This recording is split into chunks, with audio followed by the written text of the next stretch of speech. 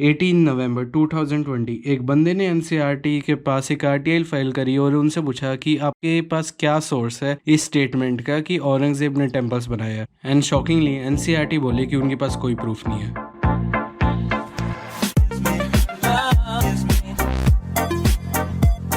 जब भी ये बात सामने आती है कि we have to write Indian text books, तो ये एक चीज़ एक अगली पॉलिटिकल स्पैट में चला जाता है कि ये सब किसी का प्रोपोगेंडा है। एंड सैडली लोग ये बात इग्नोर कर देते हैं कि कुछ सेंसिबल रीजन भी है कि अपनी इंडियन हिस्ट्री को दोबारा लिखना चाहिए। तो फर्स्ट ऑफ ऑल जो इंडियन हिस्ट्री है वो दिल्ली के perspective, I mean north India के पर्सपेक्टिव से लिखी गई है। मोस्टली अगर मैं आप लोगों से पूछूं कि विजयनगर एम्पायर के बारे में कितने लोगों को पता है, ऑब्वियसली पता होगा कि वो साउथ में एक एम्पायर थे, बट उनकी डिटेल्स क्या थी, वो कैसे रोज टू पावर है, इन सब के बारे में काफ़ी कम लोगों को पता होगा। और स्टूडेंट्स को तो भूल ही जाओ। विजयनगर एम्पायर हो गया, द चोलास हो गया, एंड अहोम्स एक असम के एम्पायर थे जिन्होंने 600 साल तक रूल करा।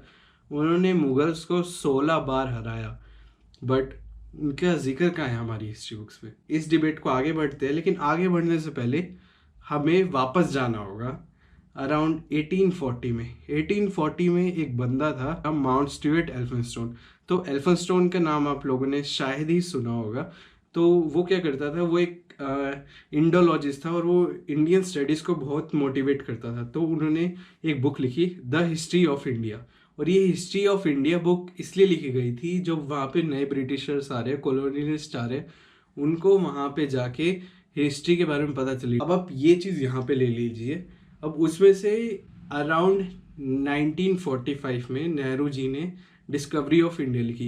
एंड मैं ये आपको बात बता दूं कि जो डिस्कवरी ऑफ इंडिया थी वो एल्फिंस्टोन से कनेक्टेड थी, क्योंकि उसका इन्फ्लुएंस, जो उन्होंने साइटिंग यूज़ करी थी वो आधे से ज़्यादा एल्फिंस्टोन की बुक से करी थी जो 1840 को लिखी गई।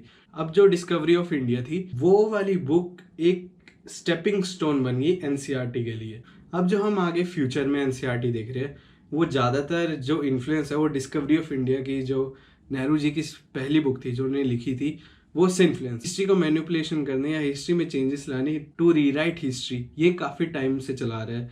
जैसे ब्रिटिशर्स थे वो अपने आप को अच्छे से प्रेजेंट करने के लिए हिस्ट्री वाइट वॉश कर देते थे।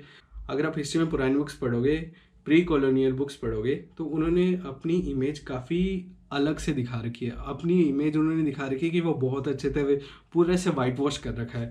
अगर आप देखेंगे कि आर्यन इन्वेजन थ्योरी कहाँ से आई, थ्योरी थी जो ब्रिटिशर्स ने ही पूरा वाइट वॉश करने के लिए, पूरा अलग दिखाने के लिए कि हम कितने इन्फीरियर हैं उनसे, उन्होंने ये एक थ्योरी प्रपोज करी। मेरा पॉइंट आपको ये बताने का ये है कि manipulation of the history has been going on since pre colonial times and it's very important to rewrite our history. तो आगे बढ़ने से पहले मैं आपको 2 हिस्ट्री बुक्स दिखाना चाहता हूँ।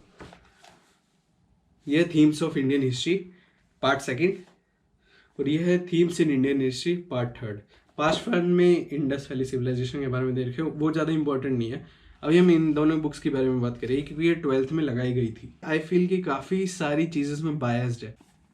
तो गाइज फर्स्ट ऑफ ऑल हम इस बुक में आते हैं, themes in Indian history part 2, and इसको हम खोल के देखेंगे।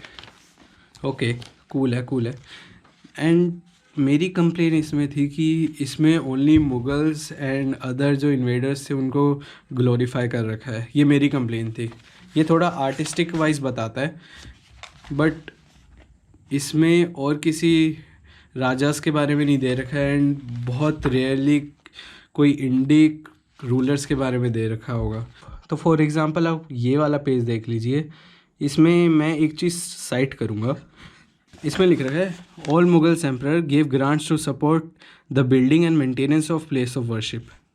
एंड इसके खिलाफ आरटीआई फाइल हुई थी कि आप बताओ कि औरंगजेब ने कहाँ करा था ये। Even when temples were destroyed, grants were later issued for their repair.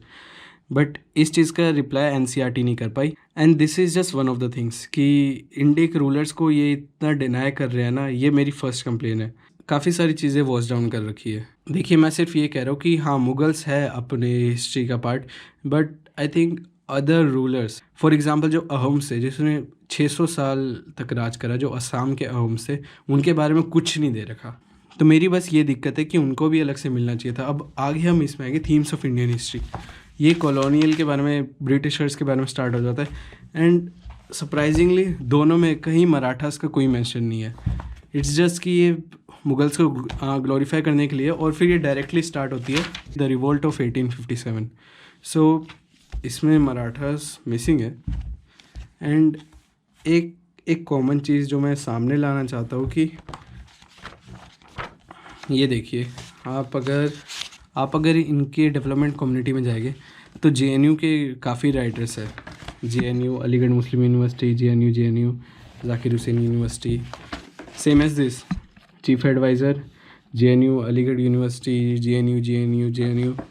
मेरे को कोई प्रॉब्लम नहीं है। I think there are good historians in JNU, but sometimes वो लोग बहुत बायस्ड होते हैं। जैसे मार्क्सिस्ट हिस्टोरियन रोमिलिया थापड़ है, उनके व्यूज़ भी बहुत बायस्ड है। जब भी हल्का सा भी ट्राई होता था ना कि हमें दोबारा इंडियन पर्सपेक्टिव से हिस्ट्री लिखनी है, एक ग्रुप ऑफ पीपल सामने आके ऐसे डॉक्यूमेंट छाप देते थे, जैसे रोमिलिया थापड़, विपिन चंद्रा, इरफान हबीब, आर एस शर्मा, सतीश चंद्रा।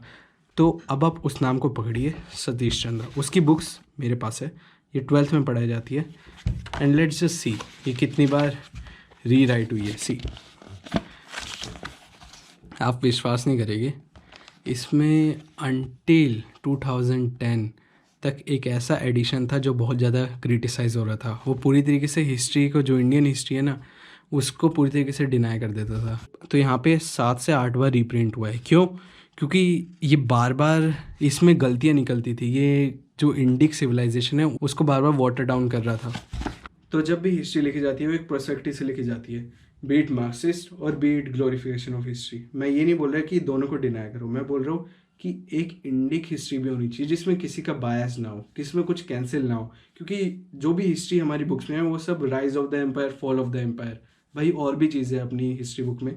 जैसे मैरीटाइम हिस्ट्री का है, सी रूट्स का है, जो चोलास की हिस्ट्री थी, एंशियंट चोलास की जो हिस्ट्री थी, जो साउथ ईस्ट एशिया में जो उन्होंने अपना एम्पायर एक्सटेंड करा, उनकी हिस्ट्री कुछ नहीं है यहाँ पे। और जो रोमन इंडो ट्रेड थे उनकी कुछ हिस्ट्री नहीं है। जो उड़ीसा में रेड्स पड़ी थी and Orissa versus Vijayanagara rivalry, जिसकी वजह से इंडिया में काफ़ी जोग्राफिकली चेंज आया, उसके बारे में कुछ नहीं दे रखा है हिस्ट्री में। अनटिल एंड अनलेस आप गूगल पे जाके सर्च करोगे या फिर उनके बारे में रिसर्च करोगे, तब आपको पता चलेगा कि कितनी सारी चीज़ें ये मिस्ड आउट कर रहे हैं। फॉर एग्जाम्पल, जैसे मैंने अभी दिखाया है, इसमें मराठास का कुछ मेंशन नहीं है। And Marathas are really important part of our history. It's like एक बार मुगल्स हो गया तो उसके बाद ब्रिटिशर से चालू करते हैं। That is totally insane. क्योंकि अगर आपको हिस्ट्री पढ़नी है तो आपको एक ऐसे फ्लो में पढ़नी चाहिए, स्टार्टिंग से लेके एंड, बीच में मराठास आते हैं एंड एंड में ब्रिटिशर्स आते हैं, प्री कॉलोनियल।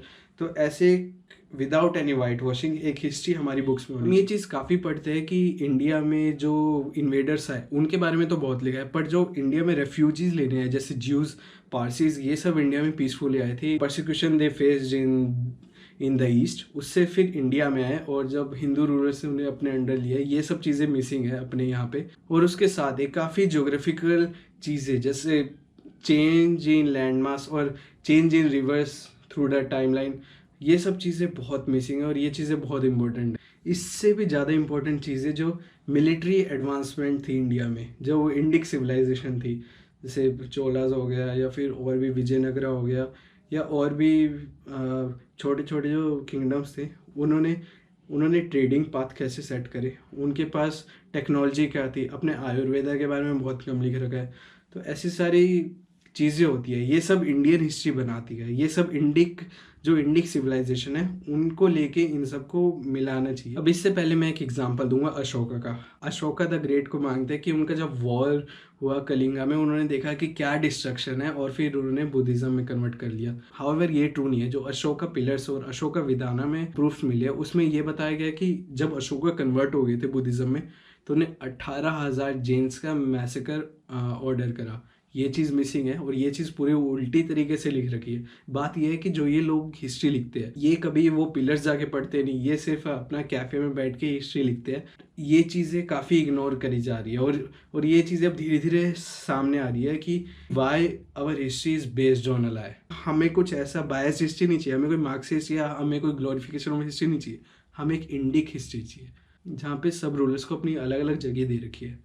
जब भी हिस्ट्री रीराइटिंग की बात आती है तो बोले कि हिंदू नेशनलिज्म और हिंदू राइट विंग, ये सब चीज़ बकवास है। एंड अनटिल एंड अनलेस हम ये मार्क्सिस्ट हिस्ट्री पढ़ेंगे, हम अपनी एक्चुअल हिस्ट्री कभी जान ही नहीं सकते। The role of Rajput, the role of Marathas, ये सब हम चीज़ें नहीं जान सकते अनलेस हम अपनी हिस्ट्री रीराइट ना करें. इट्स नथिंग राइट विंग और इट्स नथिंग हिंदू नेशनलिज्म. हमें कॉमन पर्सपेक्टिव की ज़रूरत है इधर. तो नेक्स्ट जनरेशन की जो हिस्ट्री बुक्स होगी, नेक्स्ट जनरेशन की जो स्टूडेंट्स होगी, उनको कैसी हिस्ट्री बुक्स पढ़नी चाहिए. तो one way to move forward is to interpret hard evidence from their opinion of the authors. For example, जो हार्ड एविडेंस है उसको अलग रखना और ऑथर्स का ओपिनियन है उनको अलग रखना. तो इससे क्या मिलेगा, इसके दो आउटकम आएंगे. फर्स्ट आउटकम होगा कि एक ट्रांसपेरेंसी रहेगी कि इस ऑथर का ये ओपिनियन है, ये नहीं कि India was this and India was this. एक अलग ओपिनियन ऑथर का पता चलेगा. और सेकंड, जो स्टूडेंट्स जो वो चीज़ पढ़ेंगे उनको ये चीज़ अंदर से महसूस होगी कि वो अंदर से खुद से ओपिनियन बना सकते, क्योंकि अभी वो बुक्स में पढ़ रहे हैं this was this, this was this, this was this. ये कब तक चलेगा. उनके पास खुद पावर होनी चाहिए अपना खुद का ओपिनियन बनाने के लिए. So guys, thanks for watching this video. अगर आपको अच्छी लगे तो please like and subscribe, and I will see you in the next one. Till then, bye.